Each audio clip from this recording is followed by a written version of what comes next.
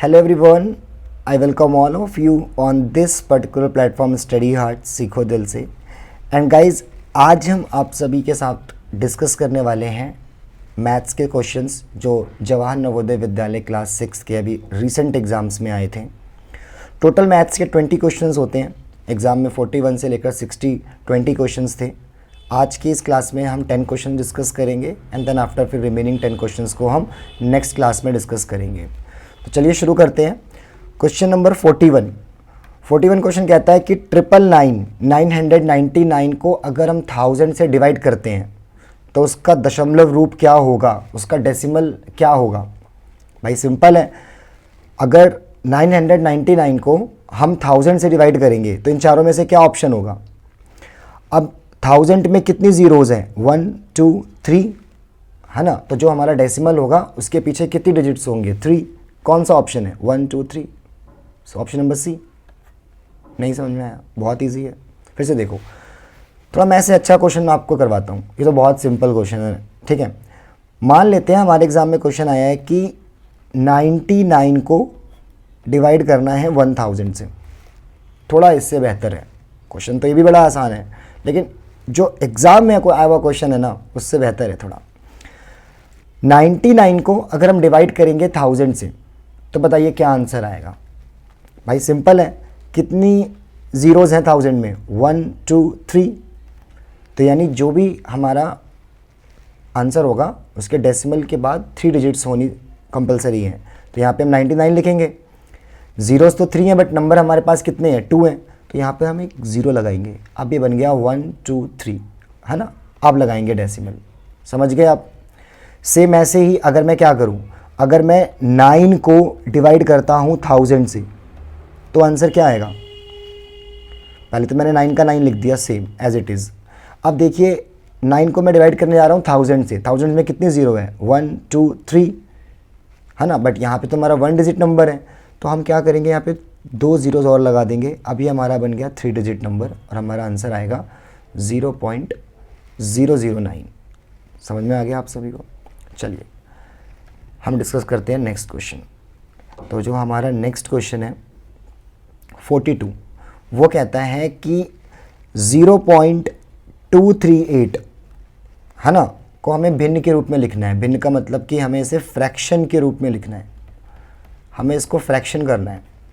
तो 0.238, तो 0.238 को हमें क्या किस में करना है, फ्रैक्शन में। डेसिमल हट जाएगा, नीचे क्या आ गया 1।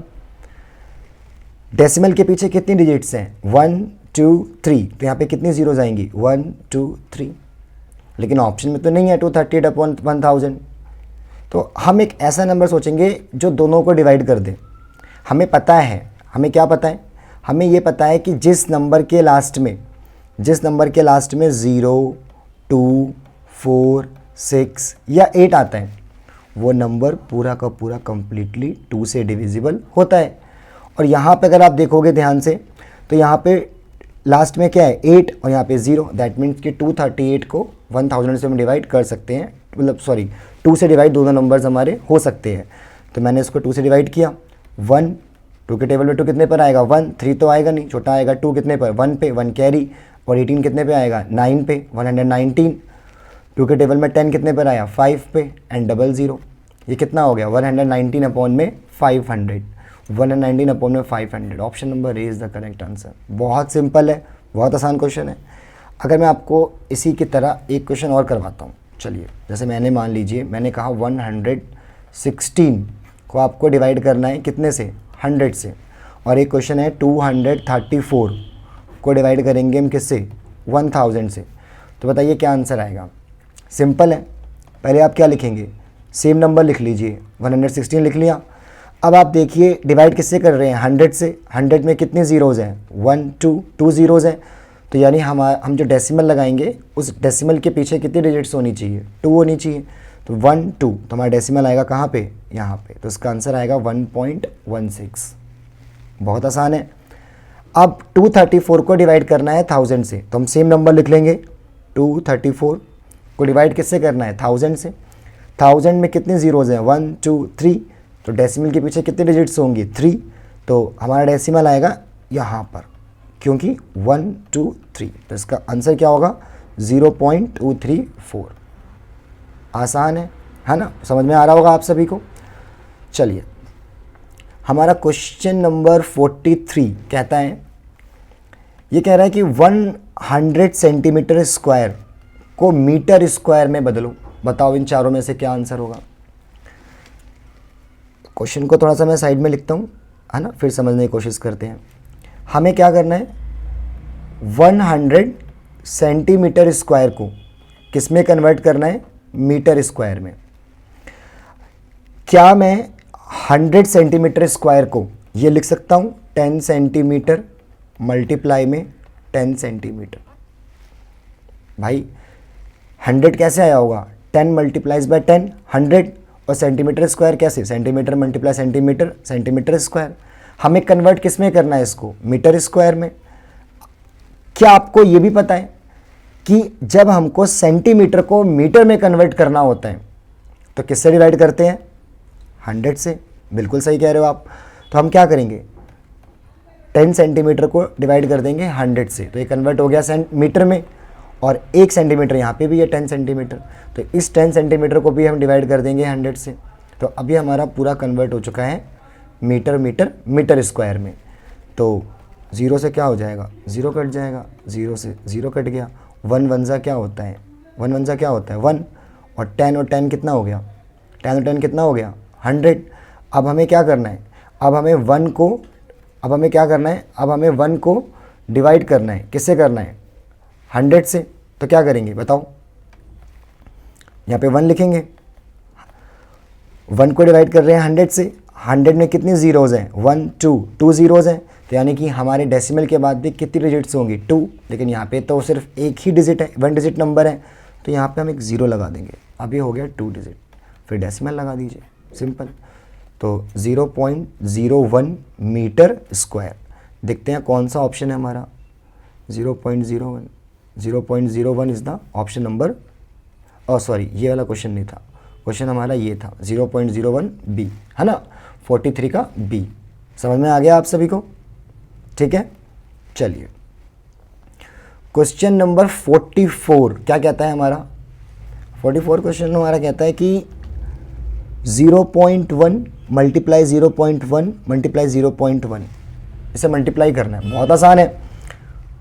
1 को 1 से मल्टीप्लाई किया 1, और 1 को 1 से किया कितना आ गया 1, तो आंसर क्या आया 1। लेकिन 1 के आगे डेसिमल भी है तीनों जगह, तो डेसिमल के बाद 1 डिजिट, डेसिमल के बाद 1 1 और 1 2, और डेसिमल के बाद कितना हो गया 1, तो टोटल डेसिमल के बाद 3 डिजिट्स हमारी होनी चाहिए। लेकिन यहाँ पे सिर्फ कितने नंबर हैं, सिर्फ 1 डिजिट नंबर है, तो यहाँ पे हम 2 0 लगा देंगे और उसके आगे एक 0, है ना। तो ये क्या हो गया 0.001, तो 0.001 ऑप्शन नंबर बी। मैं आपको ना इससे एक बेहतरीन सवाल कराता हूँ। देखो वैसे तो नवोदय में आया हुआ इतना आसान क्वेश्चन है, तो अगर थोड़ा सा मगर मुझे अच्छा क्वेश्चन बनाना हो तो मैं इसको ऐसे कर सकता हूँ कि 0.2 मल्टीप्लाई बाय 2 मल्टीप्लाई बाय 0.2। बताइए इसका क्या आंसर होगा। भाई क्या करेंगे, सबसे पहले 2 को 2 से किया, क्या आया 4। अब इस 4 को मल्टीप्लाई करेंगे 2 से, तो कितना हो गया 8, है ना। अब देखिए, अब डेसिमल यहाँ बीच में मैंने जानबूझ के नहीं लगाया। अब यहाँ पे देखो, यहाँ पे डेसिमल के बाद 1 डिजिट और यहाँ पे डेसिमल के बाद 1 डिजिट, तो टोटल डेसिमल के बाद 2 डिजिट्स होनी चाहिए। यहाँ पे तो सिर्फ हमारे पास 1 डिजिट नंबर है, तो यहाँ पे हम लेंगे 0, तो यहाँ पर होगा 0.08। आई थिंक आपको समझ में आ रहा है। सो आप चलिए चलते हैं नेक्स्ट क्वेश्चन पे। नेक्स्ट क्वेश्चन हमारा कहता है 3/2 डिवाइड बाय 3/2 मल्टीप्लाई 2 प्लस 3/2। बताइए आंसर क्या आएगा। बहुत सिंपल है, थोड़ा सा साइड में स्पेस। चलिए अब यहाँ पे सॉल्व करते हैं हम। तो 3/2 ये यहाँ पे डिवाइड है। बोर्ड मास क्या कहता है कि सबसे पहले क्या करेंगे हम, डिवाइड। तो डिवाइड के साइन को, आपको पता है डिवाइड के साइन को जब हम मल्टीप्लाई में कन्वर्ट करते हैं तो जो हमारा नंबर होता है वो रेसिप्रोकल हो जाता है उसका। तो यहाँ पे जो मेरा यहाँ पे डिवाइड का साइन दे रखा है ना, मैं इसे कन्वर्ट कर दूंगा किस में, मल्टीप्लाई में, है ना। तो ये नंबर क्या हो जाएगा पीछे वाला, रेसिप्रोकल, तो ये बन जाएगा 2/3। ठीक है।